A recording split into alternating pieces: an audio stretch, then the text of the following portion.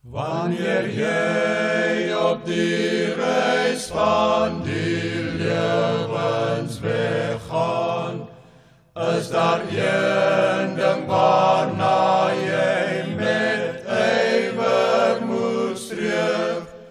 O my kind, luister goed dat jy duidelik verstaan. Hou vas aan die Bybel, my kind. Hou vas aan die Bybel, my kind. O, aan die Bybel toch vas.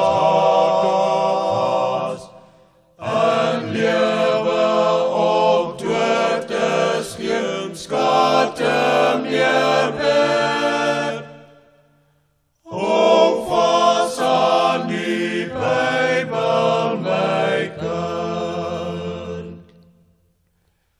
Elke keer as jy lees, word die waarheid weer nuut. Hoe dat Jesus gesterf het vir jou aan die kruis. Wees getrou aan die Heer, aan sy woord en sy huis.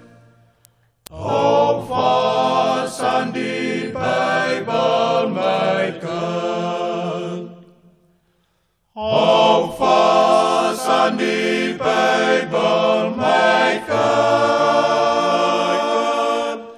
O, aan die Bybel toch vas. En lewe op dood is geen skade meer werd.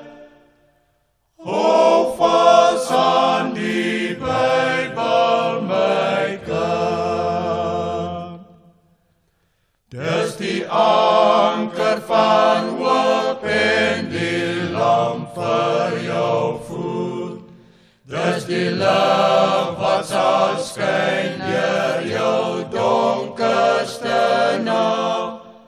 Altyd reg lei die woord as jy volgens sy groet.